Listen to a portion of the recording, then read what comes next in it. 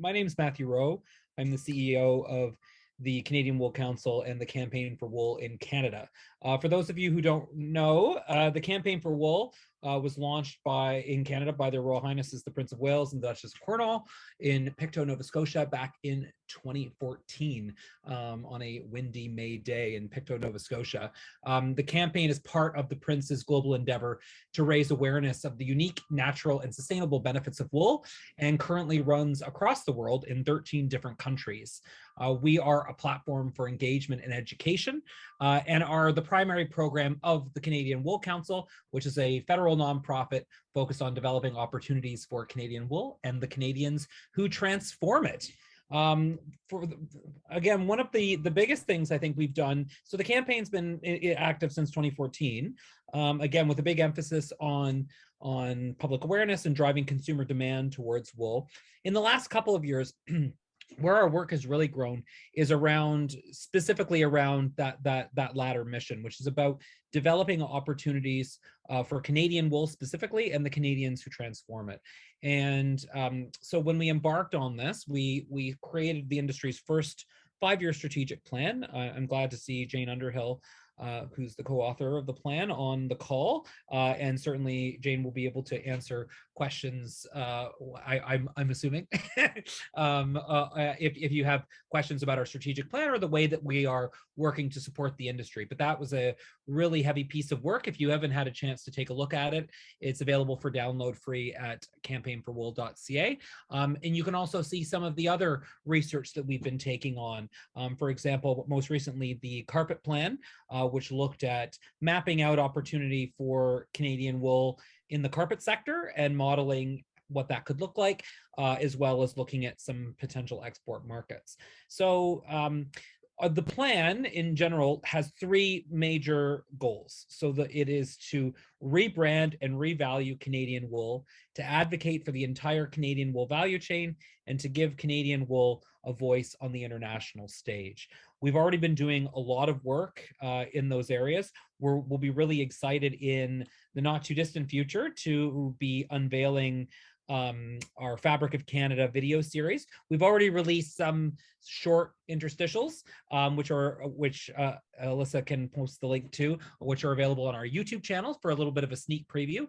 But we're going to have 4 short documentaries chronicling wool stories in different parts of the country. So we're really excited about that. That's something to stay tuned for during Canadian Wool Week.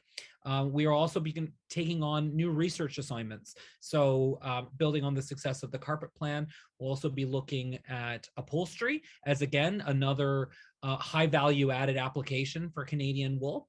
And then we're, in terms of looking at the infrastructure for the industry and the supports that need to be in place for us to be successful, we'll also be looking at shearing and looking at shearing writ large in terms of how shearers are trained, how they're accredited, and looking at models for how we might be able to provide direct supports to farmers, while also supporting the industry and providing a much more stable career opportunity for those who want to get into shearer, and a higher quality and consistency of shearing across the board and access to shearing. So those are some of the exciting things we have coming up in the fall. But today, this comes out, this is our second, yes, this is second, so I'm not sure where the time goes, in our Spinning Yarn speaker series. So this came out of the town hall discussions we had around the carpet plan, as well as updates on the overall wool plan. We heard from you that you wanted to hear more, that you wanted to be hearing from the individuals who are playing a role in the industry and at every step of the value chain. So we are doing this on a monthly basis going forward. And again, if you have suggestions for the kinds of voices you want to hear, please do let us know. Again, our goal is to provide a glimpse of people doing interesting things at every step of the value chain. Our very first one, and I'm glad to see that she's joined us for this occasion, was Rosemary Pelequin from Manitoba, who created the incredible bus of the Prince of Wales, as well as Her Majesty the Queen.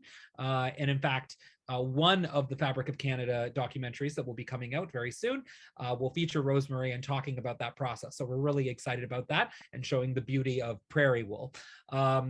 Today, we have with us a producer, but not just any producer. Jake, I think, really breaks the mold. He's going to tell us about this incredible place called Topsy Farm, which for those of you who haven't been, I strongly encourage you to go. Make sure you get your ferry timelines correct, because otherwise you'll be sitting waiting, as may have happened to someone that I know. But once you get there, it is worth the trip, because it really is. It's a beautiful place. It's a very special place. But again, not to take anything away from Jake's presentation, but it's run a bit differently and has a bit of a different heritage than your typical sheep farm, and that's what makes them special. What also makes them special is their passion for wool and their shared appreciation for what Canadian wool can do and the incredible potential that remains to be unlocked. So we're so excited to have him here today to tell us a little bit about that. Jake is also involved in the work of the campaign of the Canadian Wool Council. He sits as the producer representative on our national and international policy committee, and so is helping to create, look at things like international opportunities for Canadian wool, as well as one of the early projects is looking at a Canadian wool standard. And again, we can speak more to that in the questions. But so without further ado, I'm going to kick it over to Jacob to tell us all about life as a sheep farmer on Topsy Farm, and then we'll have lots of time for questions afterwards. So take it away, Jacob. Hey everybody, Matthew, thank you for your to-do. You always make a lovely introduction and make a farmer feel very special. Thank you to the campaign for hosting this today. Your mission and Topsy Farms mission are very much in alignment. We believe strongly in the work that you are doing, and we are grateful to be a part of that. Alyssa, can you please let me know if my screen is now sharing? Yeah, it's good. Oh, thank goodness. This, like, I'll change the oil and like fix broken smoking hulks of equipment, but figuring out technology, boy, oh boy, this one is nerve wracker. Okay, so yeah, Topsy Farms. Our mission statement, and it's always nice to start with the camera pulled back a little bit, is as simple as it is complicated, and that is to keep the farmland as a farm. It's that simple. That's our goal. We have 300 something acres here on the farm, and in 30 years we want it to look almost identical to the way it looks right now.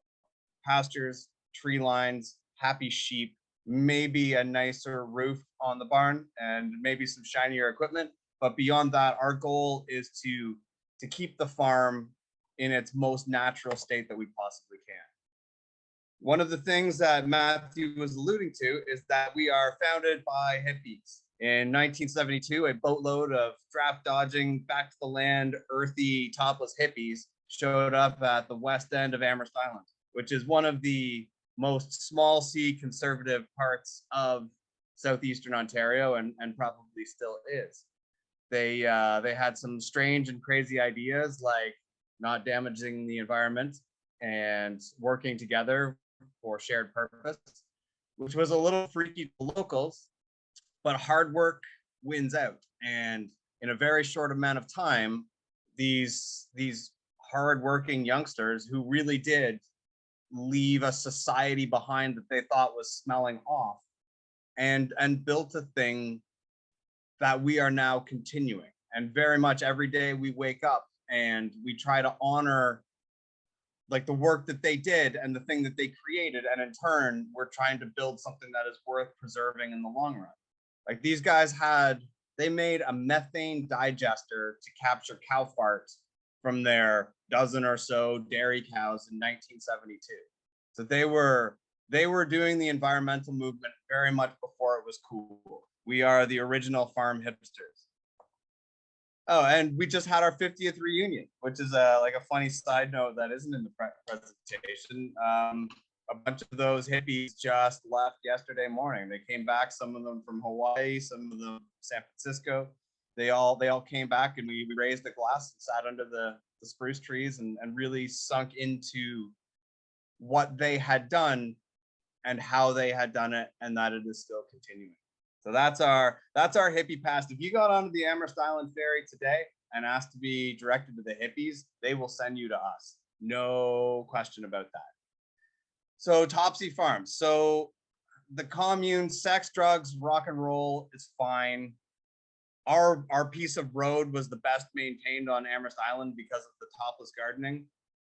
But that, it runs its course. So the commune broke up is sometime in 74, 75, right around the same time that we began raising sheep. It was not a direct correlation. It was just part of the evolution of a thing and of a place. So in 1975, a young English shepherd came to Amherst Island named Christopher Kennedy. Christopher is still considered one of the most honorable and knowledgeable shepherds that Canada has ever produced. I don't know the right word. Anybody on this call who knows Chris or has worked with Chris, I'd love to chat afterwards in the comments. And he came down actually for a visit. So the sheep were his idea, and we got our first sheep from Manitoulin Island. I believe it was 50 or 60 ewes with a ram or two. And we really wanted to do outdoor farming throughout the year, throughout the winter. And that's a pretty unique thing in Canada. We've been innovators from the start. Topsy, as in topsy-turvy, as in doing things different, upside down, backwards, but sometimes we accident into forward thinking.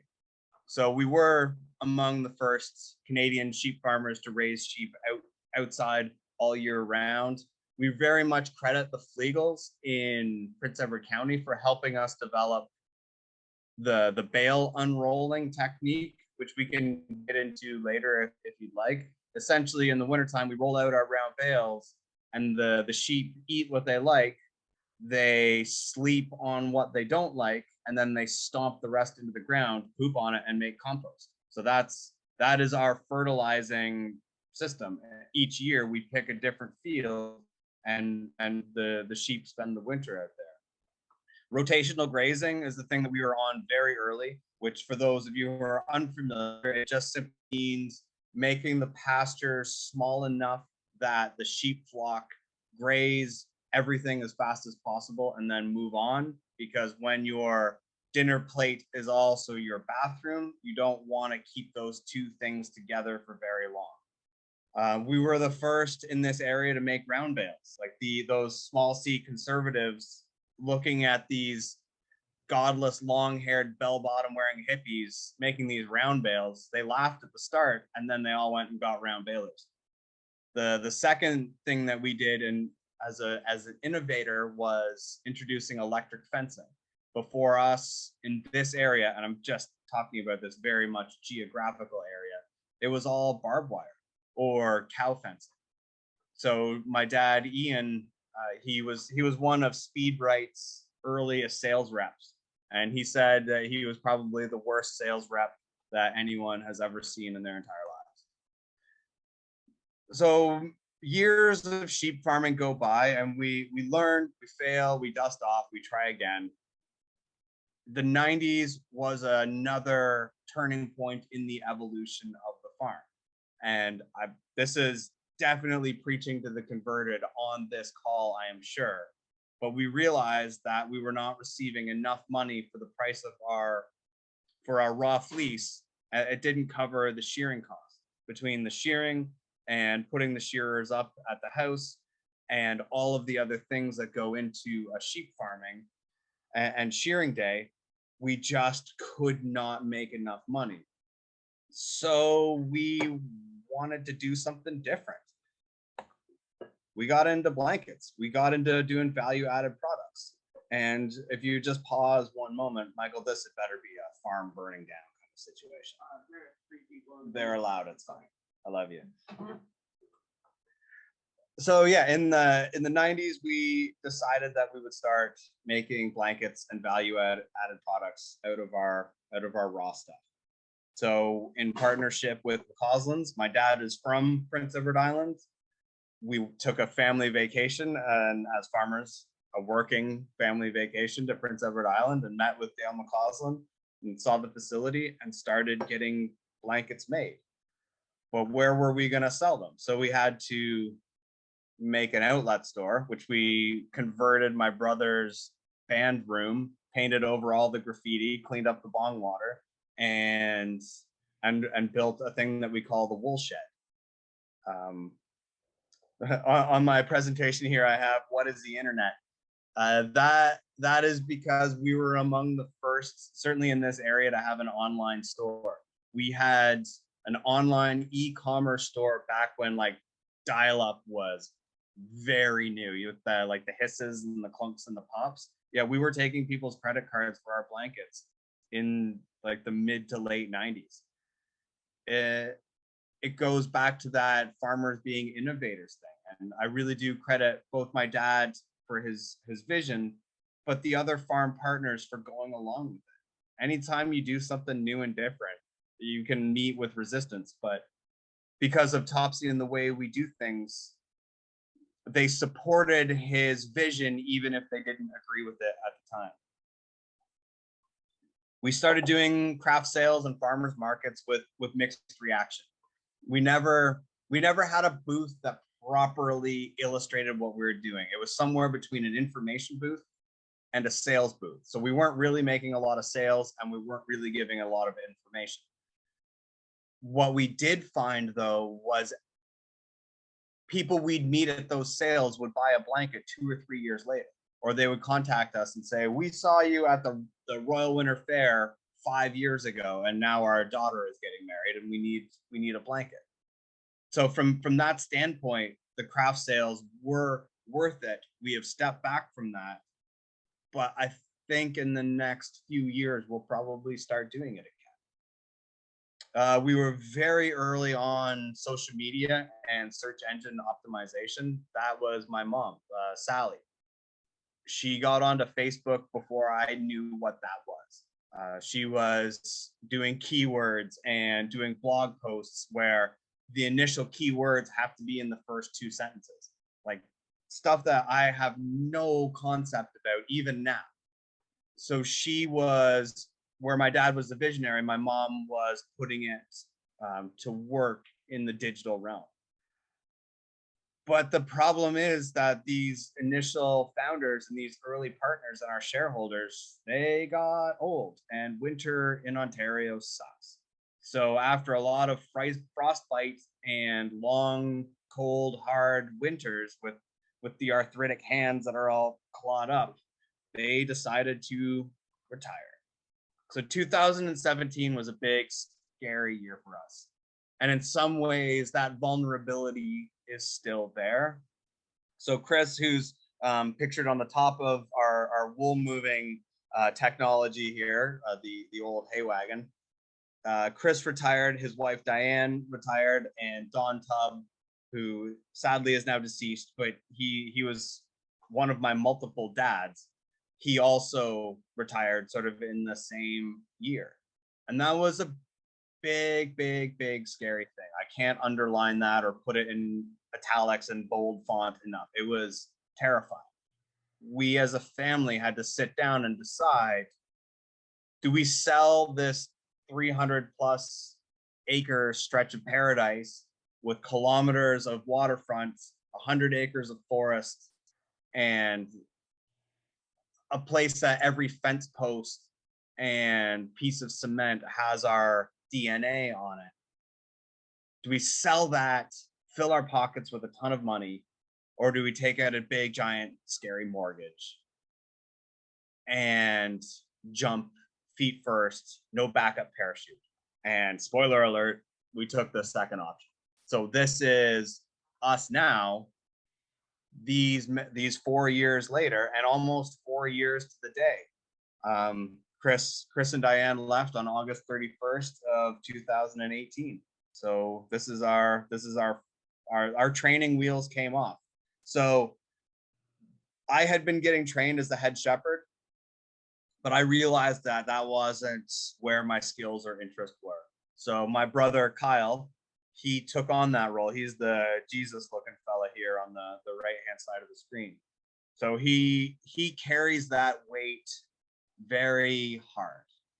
He goes to bed worrying about the flock, and he wakes up thinking about it. For those who have never raised sheep, or for those who have never kept a group of sheep, I can't put into words what that feels like, except for him when one is killed, which does happen, when one dies from illness, preventable or not, it feels like losing a child. And when you have 500 of a thing, 1,000 of a thing, 2,000 of a thing, you are constantly losing a piece of yourself. And that is a very, very heavy weight. And he is a person who carries that deeply. So this is not, for my brother Kyle, this is not a fun and happy time. He is carrying a responsibility that many people can't really understand. We appreciate the empathy, but I mean, I don't understand. I have my own worries, I have my own responsibilities, but it's not the same thing. I've taken on the role of the shop foreman, so the workshop, human resources. I need to know about health and safety, and take care of the social media and branding and product development. And all those things take up a lot of time and bandwidth. It doesn't really stop. But I'm so glad I'm not the shepherd. I can't tell you how glad I am not the shepherd. So we have someone who's in charge of tourism, because Topsy Farms also is welcoming to people visiting. We have someone who is my sister, who's in charge of working in the retail shop, and she takes in the money, she pays the creditors, she makes sure the books balance. Thank God, because we'd be in prison otherwise. We'd be in jail for sure. Because as much as I don't want to be the shepherd, I really don't want to be the accountant. So here's Topsy Farms' basic business operating plan. This comes from a concept that's called turning the flywheel. And if you recognize that, the swoop, it's from a guy named Jim Collins, and he was an advisor to Amazon very, very early on. And this idea of the flywheel was so fundamental to Amazon's success that they put it as part of their logo. So that little arrow in the Amazon logo comes from this idea. So a few years ago, Topsy created our own flywheel. So in the wool shed and online, we're selling farm products and experiences, which helps us to streamline and innovate our agricultural operations, which increases web and foot traffic. We get more brand visibility, and that helps us interact with the community and make the world around us a little better. And that helps us sell farm products and experiences. And the more we do this and the more intentional we are about our actions, the better it gets. And the momentum really does take over. And if I have any advice for people who want to take their farm and turn it into a business, please investigate this idea, screenshot the author and the concept, because it's very simple, but any new idea you put up against this idea. Does it help sell farm products? Does it help streamline agriculture stuff? If it doesn't fit in there, we don't do it. It's got to be a hell yes for us, or it's a no straight off every single time. So as far as tourism goes, we couldn't have picked the worst spot. We're the opposite of location to location. So here's Kingston, Ontario, and then we're 45 minutes down the road, and then you have to take a ferry and then drive another 15 minutes, and then you get to Topsy Farms. So we are off the beaten path and then off of that beaten path. When the directions to your house require turn off the paved road, that's us. But people come, and they come every single day. They sit on the beach, they walk on the trails, they enjoy the farmyard. We always have free activities to encourage people to come and engage in, because in order to save the farm, we have to share the farm. And that's a fundamental part of our everyday. So we're always offering free and like subsidized workshops. We open up the shearing barn in April. People who follow us on our email campaign, they get first access to book their time slot, and they get into the shearing barn and get to see Don Metherall or whoever comes with him shear the sheep and engage in that process. We are very much trying to counteract the idea that shearing is evil, harmful, damaging, all of that. Come see for yourself, bring your cameras, just turn the flashes off. But like, we have nothing to hide. So we bring in a food truck and musicians. The only thing that we're lacking is someone doing fiber arts. So anyone on this today who does the fiber arts, sheep the shawl kind of thing, please send me a private message, and I would love to talk about setting up a stall or a booth. We fund all of this stuff with our retail sales.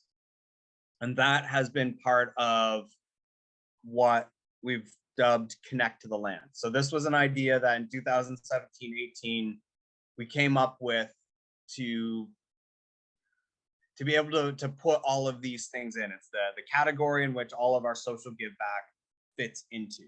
We never want people visiting a real working farm to be kept away by money.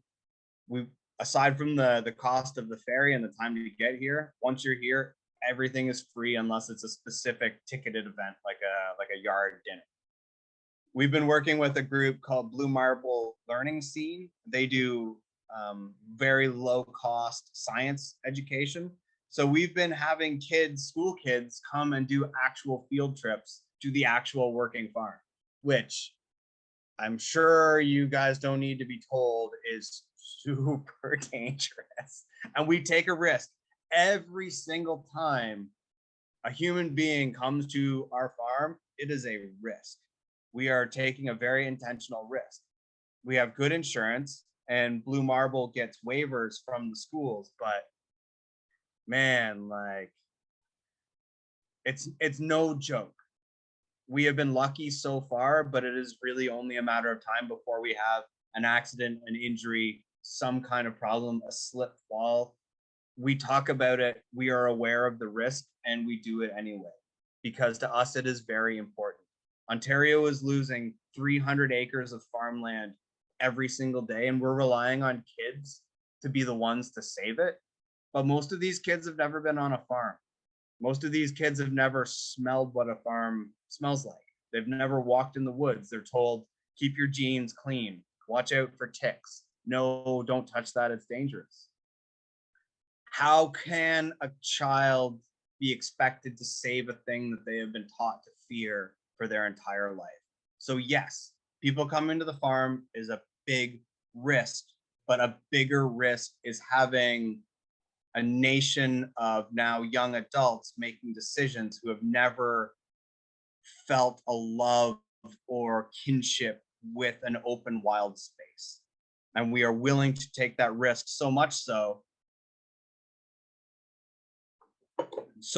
that we have worked out a deal with our corporate neighbor Lafarge to pay for busing for schools who would not otherwise be able to afford it.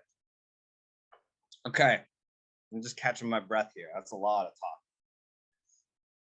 So everything was going super well. Our sales were up. You know, we had our 4 years mapped out. I texted our crew and was like, listen, you know, assuming we don't have some kind of major global catastrophe, I think I've got this figured out. I think I know where we're going. We have our 4-year plan, our 4 seasons. I broke it down even by color scheme. So this is season 2. We're maroon and silver. This is the season of planting. All that crap went out the window when COVID hit. So we're sitting there February, March 2020, looking at each other, farm meeting. We're like, we don't even know if we're allowed to be sitting here. Like, is there a fine for sitting here? So we had the discussion amongst ourselves, and this is the family. So 4 or 5 co-owners plus our workers at the time. And we had the discussion of, do we pull back? Do we go and play defense?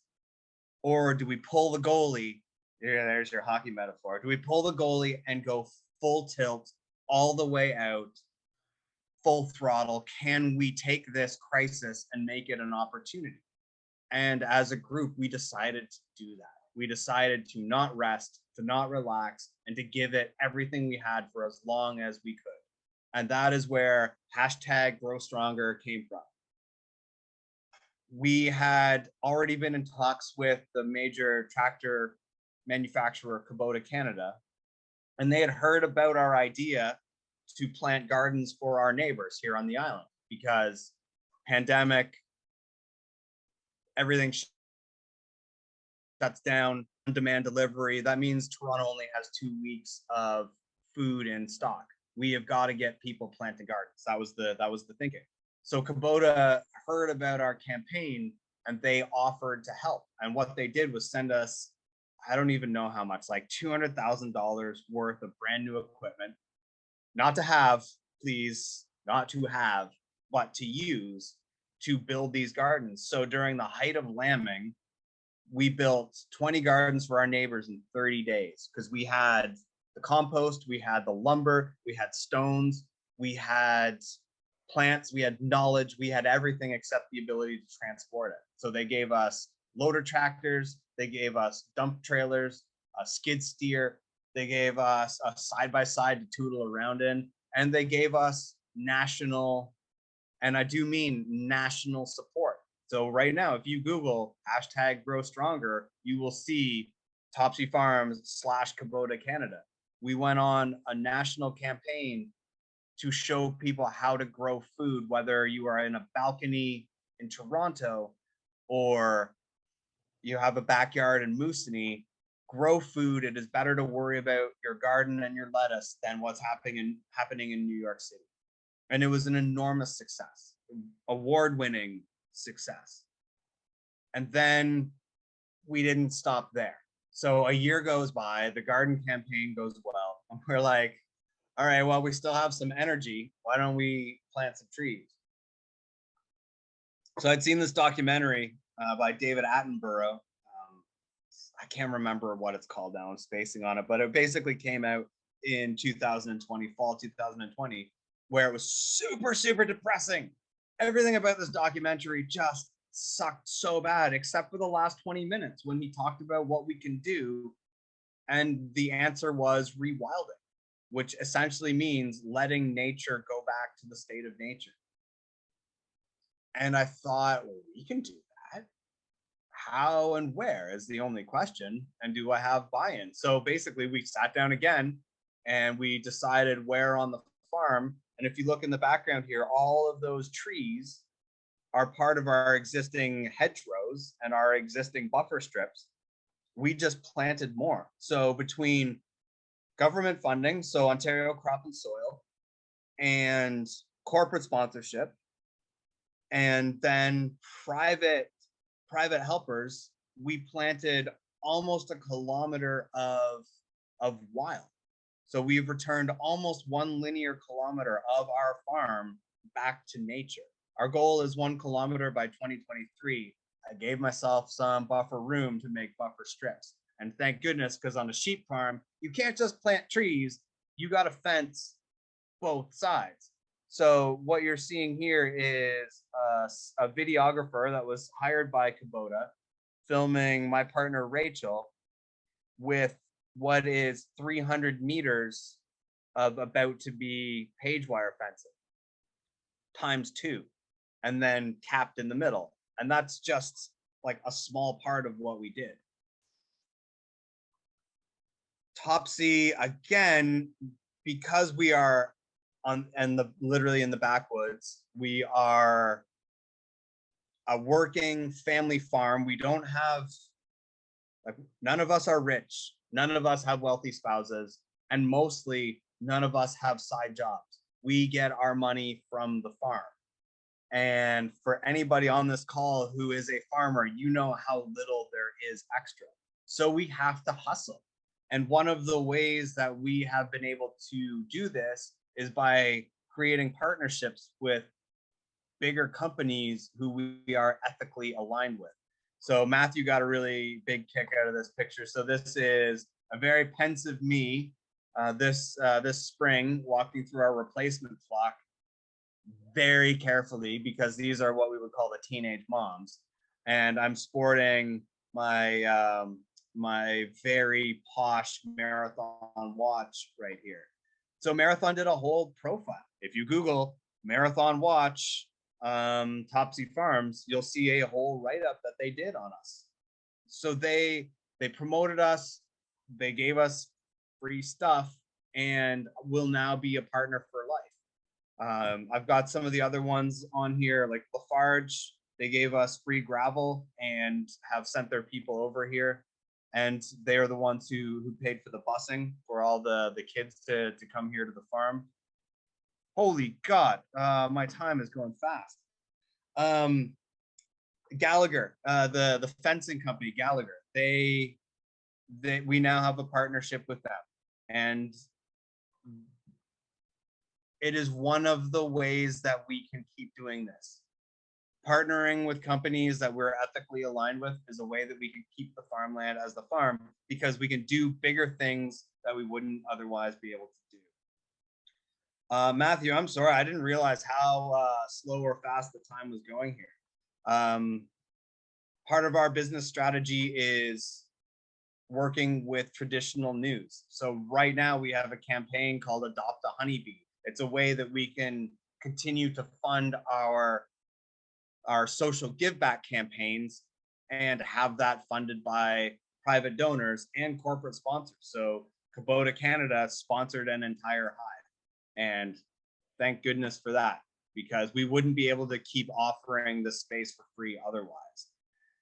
And fundamentally, what you see on the right hand side of the slide is our plan. It's do good all the time, and we will do well as a business, for sure, every single time. Do interesting things, be interesting, do cool things with interesting people. We just hosted a hand scything workshop. We had 30 people come here. Topsy offered the use of the land for free, but the kind of people who want to come and cut hay by hand, I want those people in my life. It doesn't have to be a monetary relationship. Those are kindred spirits. They're bosom buddies. They are everything that we want to be associated with. I, as a policy, say yes to everything, which is why I'm here right now, taking 45 minutes to do 4 slides worth of presenting. Oops. And then the last one here, I'm not a religious person. I don't prescribe to any of the major religions, but I am spiritual. And this is an act of spirituality that I have serendipity as my deity. Serendipity is who I pray to, and I give serendipity a chance every single day through coincidence, by saying yes to things and by doing good. And serendipity rewards every single day. All right, here's how we're doing it. Really, really, truly, this is how we're actually able to do this. It is through social media. The internet, aside from your monthly fee, is free. It is free to post on Instagram, free to post on Facebook, free to post on all of these things. What it requires is discipline and a story. And so our founded by hippies, doing interesting things, giving back socially, finding the personalities in the animals and the workers, and pulling that all together on a daily basis. It's a lot of work, but it's very rewarding. It has the effect of engaging a lot of people, many of which have never visited the farm, and some will never visit the farm. But they believe fundamentally in what we're doing. We found kindred spirits by doing this. We're telling the story of the farm in an authentic way, because if we are not authentic, it gets sniffed out really, really, really fast. So our goal is to post 30 pieces of original content every day, which is a lot, but when you have so many different platforms, I cheat and consider a post on Facebook and Instagram too. So it's pretty fast to get to 30 pieces. Last year, we reached or had impressions from over 5 million accounts, which when we sat back and looked at it, is just insane. 5 million impressions. Those are unique impressions. So that's different people looking at the same stuff. We're just regular people on the dead end of an island on a gravel road on the way to nowhere. And we are out there.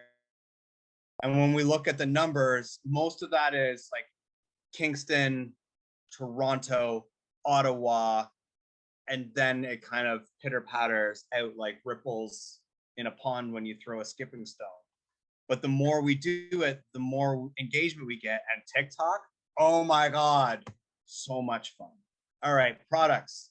So here's how we fund it all, is through this stuff. During the pandemic, we launched so many different products. I don't want to put a number to it because I'll probably be exaggerating, but it was a lot. We did a blend of alpaca wool and sheep fiber that we call the Live Edge collection, trademarked. Our wool pellet fertilizer, so that's from Belly Wool. This has the potential to fund the farm just by itself. The problem with this is finding a machine with big enough capacity to meet the demand that we have. We've got a kid book series, for goodness sakes. Devlin Saves a Lamb. We've got now Topsy Farms books in schools in every province and territory across the country. And the same with the wool pellet fertilizer. And plug to Campaign for Wool. Thank you for that, because our wool pellet fertilizer is growing trees, shrubs, and other things across the country in the Governor General's, and Matthew, you'll correct me, all of the government leadership houses across the country. We have emojis. Seriously, if you search Highland Cow in Google or Facebook store, Apple Store, you will find Cedar down here on the left. She is one of my pets, and she has her own emoji. Winter makes wool. Another thing is the idea that Canadian fleece is desirable, especially the way that we do it, because they have to grow their parka. When they are outside, they need the lanolin, they need the thick fiber, and that's a thing that we want to brand and highlight. So here we are with our challenges. The inflation, we are getting hit hard by this. The desire and want to expand is coming up against the prospect of having to lay off employees or to not get broken equipment fixed. Like, we are very, very, very much in this push-pull time frame, and I don't know how it's going to play out. It's vulnerable, it's scary, but my goodness, is it ever exciting. You wake up in the morning and you're just jazzed to go at it. I don't know how long we can sustain this pace for, but for now, I'm really proud of everyone who works here. I'm really proud of what we've done, how we have done it, and that we're not bickering all the time. Sometimes, but not all the time. Matthew, Alyssa, would this be a good time to open up to Q&A? Because I know that I have sucked all of the air out of all of the rooms. No, that was fabulous. Yes, this is a great time. And obviously we could have easily devoted a lot more time to this, because I mean, any sheep farm, I think, is a busy place. I think you guys at Topsy take it to a whole other level. So definitely a lot to digest and to talk about. This ain't water in here, Matt. Yeah. We'll have I'm sure we've got some questions. So maybe if you end sharing your presentation so we can see everyone's faces. Yeah, sure. And we'll ask for those of you, if you want to just ask a question, if you want to put on your camera and raise your hand, we'll be delighted to do that. You can also type it in the chat, and Alyssa will pass along those questions to Jake. So we've got, again, we want to be very conscious of everyone's time. So we've got 10 minutes before our hard stop. So let's open it up. Like that. What do you have to ask Jake about? And if there's nothing, I can keep talking.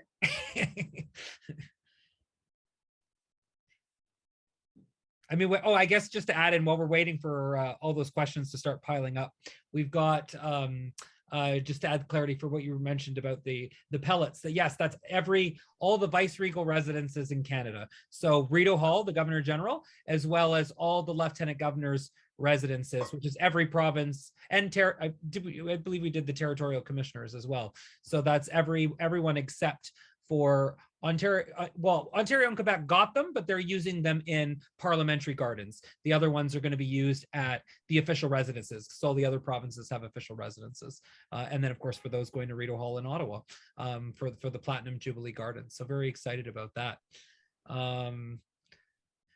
First question, do we have? I can ask a question. Thank you, Jake. Jake, can you talk to us about the breed of sheep that you have? And do you have any plans to bring in new breeds or cross breeds? How do purebred breeds fit into your thinking about sheep farming?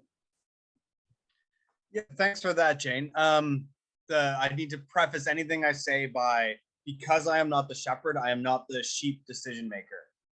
What I can say is we have Suffolk and Rideau Arcot right now are our primary flock base. They are mixed together, so Suffolk's for size and hardiness, and the Rideau for prolificacy. We had 2 lambs born per sheep this year on pasture, which if people on here are not sheep producers, are just like, it's an outstanding number. 2 per sheep outside is just off the charts. And they were healthy, happy. They love the winter. They love the summer. They are excellent at temperature regulation. What Topsy would really, really, really like, and please put the word out, is to find some breeding stock, rams, ewes, whatever, with dark wool. We would love a dark fleece to bring into our system and find a way to have that mix in, because we selected away from dark fleece years ago, and that was a darn fool thing. See, Matthew, look at me, not swearing. I got you, buddy. It's fabulous and great to hear that you're moving away, where again for the longest time it was sort of seen as a big problem to have darker fleece, but there's a lot of breeds with a lot of different colors and options. So glad to hear that you're making the most of nature's offerings there. Well, and that's what the knitters and fiber artists want. They want the natural colored fleece. And my goodness, we love our knitters and crochet and weavers and other fiber artists, the felters. During that first time in 2020 when everything was shutting down, it was the fiber artists that kept us going. It took a while for the blanket sales and that shop local movement to move up again, but we were kept afloat by the fiber artists. So my appreciation and thanks will always be to those who are doing the fine arts with fiber. I see Margaret has a lead here for perhaps. I'm curious if there are other sheep farmers on the call today or other breeders. Yeah. Thanks, Margaret. I will be looking into that. A thing I didn't talk about that would be nice to mention is our new relationship with the coyotes here on the islands. In the 40-something years that we have been doing this, we have lost sheep and lambs every year to coyotes. They hit us hard. They hit us often. They are devastating. So a couple of years ago, my partner Rachel, who was photographed in one of those earlier photos, stupid language, she did a lot of research. She became our fencing manager, and we have learned to live with the alpha breeding pair that's out in our forest. And now we leave them alone, they leave us alone, and we have made the perimeter of our farm so inhospitable between the farm and the fence and the electricity and the barbed wire and the pea that she sprays all over the place, the human hair, and all the other deterrents that she puts out there, we've gone from having 40 to 60 kills just during lambing. So for a 1 month period, we've gone from having 40 to 60 kills during lambing to 0 with 2 years worth of data. Now, until we get 5 years worth of data, we can't really say that it is a trend. But with the 40 something years before that compared to the 0, that is an enormous change. And we have neighbors who are losing 30, 40, 50, 60, 70, 80 sheep during that same time period. Like, you can't argue with that. So we're trying to be Topsy with we're trying to be in harmony with the coyotes, as well as all of the bees and all of the other biodiversity. We like the coyotes too now, and it's paying off.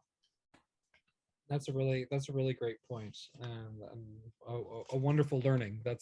I think we'd be interested to hear again if there's other producers on the call, what their experience with coyotes are, because I know it varies across the country. But well, trapping didn't work, Matthew. Hunting them didn't work. I mean, you get the dumb ones, and that doesn't help. Yes, it just creates a vacuum. And by studying their behavior, by studying the way that their biology works, we've really been now leaders and innovators as longtime sheep producers, saying, find a way to not kill your coyotes, find a way to have them as guardian coyotes to keep the other ones out.